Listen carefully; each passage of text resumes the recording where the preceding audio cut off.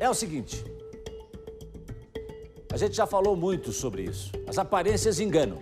Agora há pouco a doutora Márcia falou.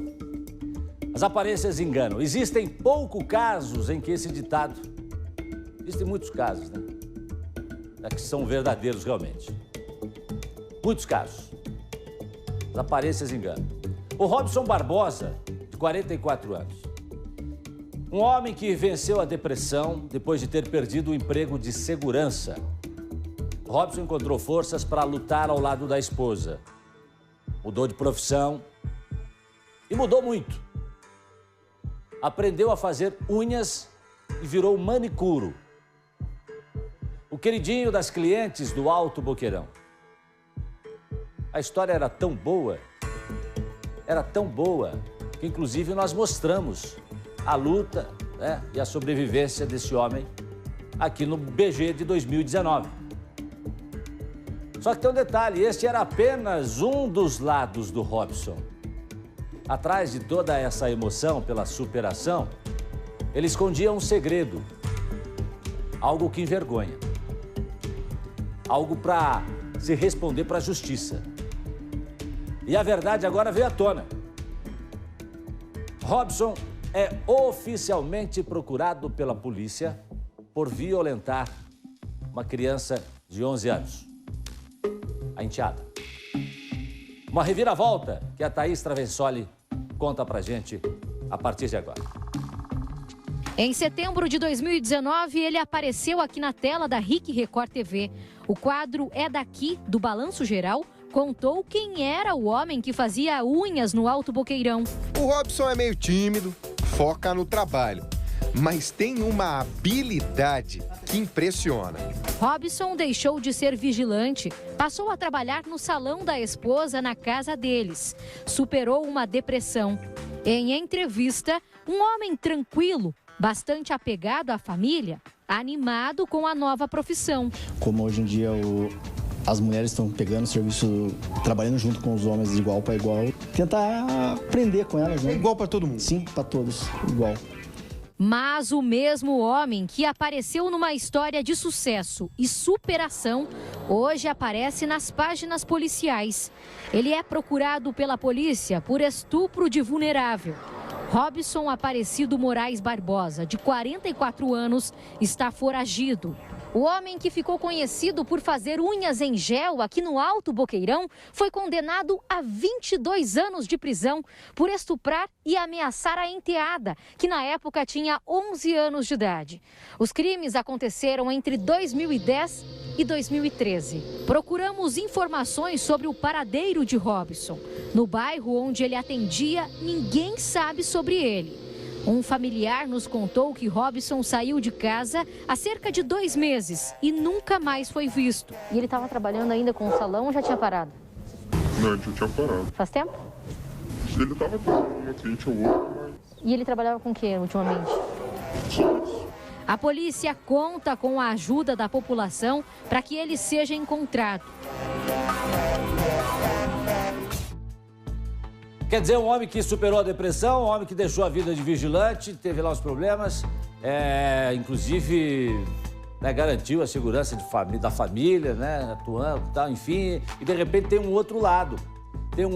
Agora eu quero saber da Thaís Travessoli, que está acompanhando esse caso, conversa comigo aqui agora ao vivo, com você que está acompanhando o balanço geral. Thaís Travessoli já botou a luva, inclusive, porque está esfriando, né? Temperatura, o frio está caindo bastante, quem está na rua está sentindo bastante esse frio. Thaís Travessoli, como é que ele foi embora? Como é que ele sumiu?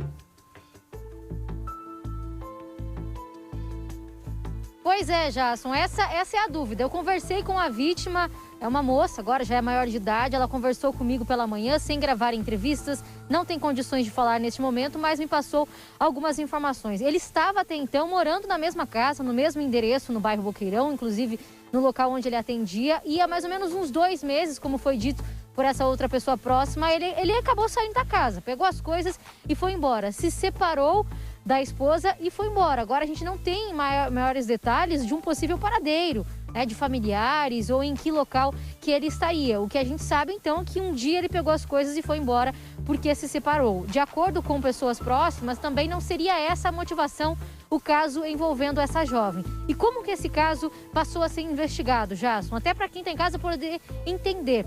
Esse crime aconteceu, então, segundo as investigações, quando ela tinha 11 anos de idade. Isso entre 2010 e 2013. Quando ela tinha 14 anos de idade, ela procurou a polícia a partir da recomendação de uma psicóloga. Olha o quanto isso é importante. Na escola, então, ela foi até uma psicóloga que foi recomendada. Ela contou para essa psicóloga que, junto com o conselho tutelar, foi acompanhar ela até a delegacia para que ela pudesse passar o que estava acontecendo, e aí o caso passou a ser investigado. Foram anos de investigação, isso com audiência, com provas que foram levantadas, testemunhas também, até que saísse, então, esse resultado. Portanto, ele foi condenado a 22 anos de prisão. A menina agora está sendo amparada, conversou comigo, disse que está passando por um momento muito difícil, e a maior preocupação dela, uma das maiores preocupações nesse momento, Jasson, é com a mãe dela.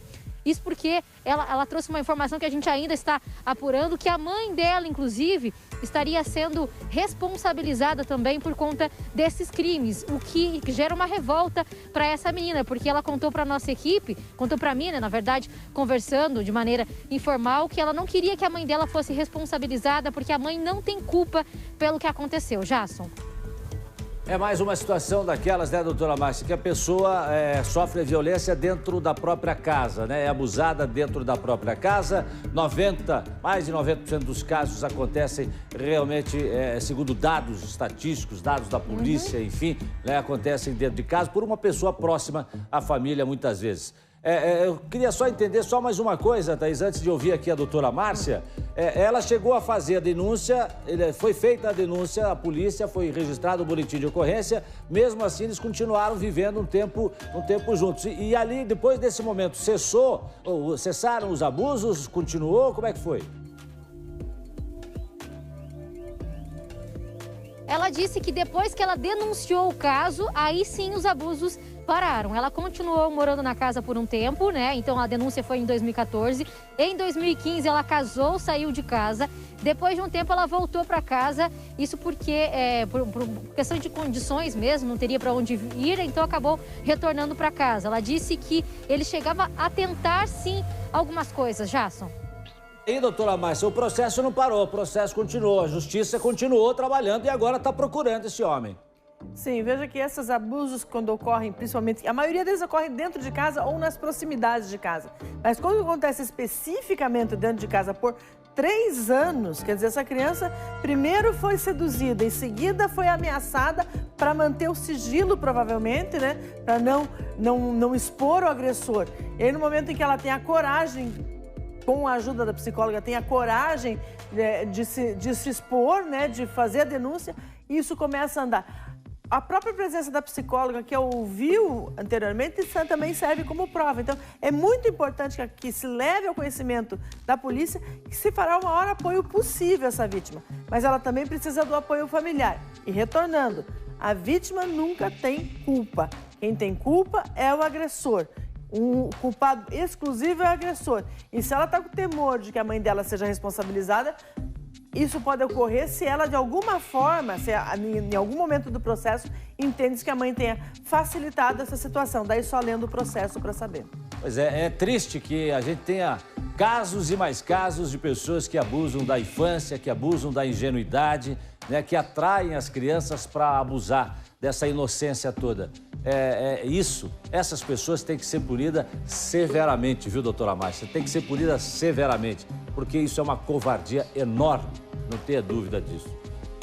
Thaís Travessoli, obrigado pelas suas informações. Mais alguma coisa, doutora Márcia, que a senhora gostaria de acrescentar? Não, lembrando que é o que falamos sempre, que é importante manter esse diálogo aberto, franco, preciso com os nossos filhos, com as nossas crianças. Por quê? Porque é através disso que eles podem trazer informação para nós e é assim que se protege elas, né? Então é importante que se tenha conhecimento de toda a rotina da criança, que se acompanhe, mesmo o que acontece dentro de casa, e deixar muito claro, o corpo da criança é da criança, ninguém encosta nele. Pois é, a Thaís tem mais informação, deixa eu saber com ela. Diga lá, Thaís. Jasson, eu gostaria só de reforçar aqui mais uma vez, porque eu conversei então com a vítima, né, agora maior de idade, e é curioso como chama a atenção, como a gente sente conversando com as pessoas que são vítimas do quanto é difícil passar por esse processo já da violência. Então, uma menina de 11 anos de idade, passar por tudo isso dentro do ambiente familiar, aí tem uma relação também com pessoas próximas, ter a coragem de levar isso para frente, de passar para a investigação, de contar para a psicóloga a partir da confiança e depois que o caso vem à tona, passar por toda uma situação, muitas vezes, de constrangimento. Então, ela tem que provar que não está falando uma mentira. Já tem sentença, ele já está sendo responsabilizado por isso, está sendo procurado agora, né, considerado foragido, mas tem algumas pessoas, por exemplo, em comentários na internet que acabam julgando essa menina, dizendo que isso é mentira, isso é notícia falsa, precisa apurar isso, porque eu conheço ele, é uma pessoa boa. Claro, porque apareceu em muitas reportagens como uma pessoa boa, que tinha uma história de vida e que se conhecia, não se esperava que acontecesse isso, então acabam ficando do lado do agressor. Mas como foi dito pela doutora Márcia, ela é a vítima, está relatando o que aconteceu com ela. Existe uma investigação e mesmo assim, muita gente acaba ficando do lado do agressor, que é muito triste, né? As pessoas não conhecem o que acontece dentro de quatro paredes, do que acontece numa família, num ambiente familiar. Aí fica fácil dar palpite, né? O que nós estamos trazendo aqui são os fatos. Lá atrás, nós trouxemos o fato quando um homem que superou os problemas, superou a depressão, enfim, superou a falta de emprego, superou as relações para poder construir uma nova família, enfim, papapá. Mas só que ele não era tudo aquilo que ele demonstrava ser. É isso que está claro. Por isso que ele está sendo procurado hoje pela justiça. Porque tudo aquilo que ele aparentava, no fundo, não era bem assim. Podia ter o lado bom, mas tinha esse lado obscuro. Esse lado perverso, né? E esse lado perverso, lembrando, já passou por uma investigação policial, já passou pelo crivo judicial e ele está condenado.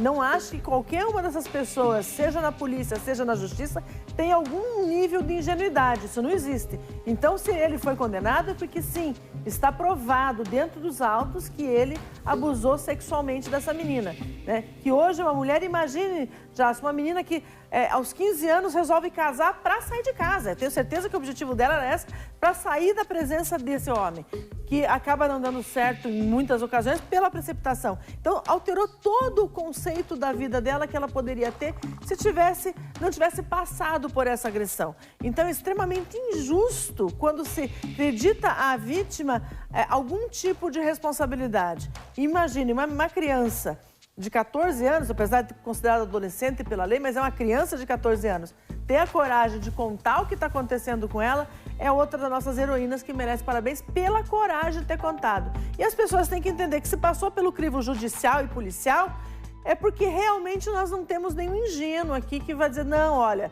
não aconteceu, não temos provas, isso não acontece. Verdade. Thaís Travessoli, agora sim, obrigado pelas suas informações. Não sei se a Thaís tem mais alguma coisa a acrescentar.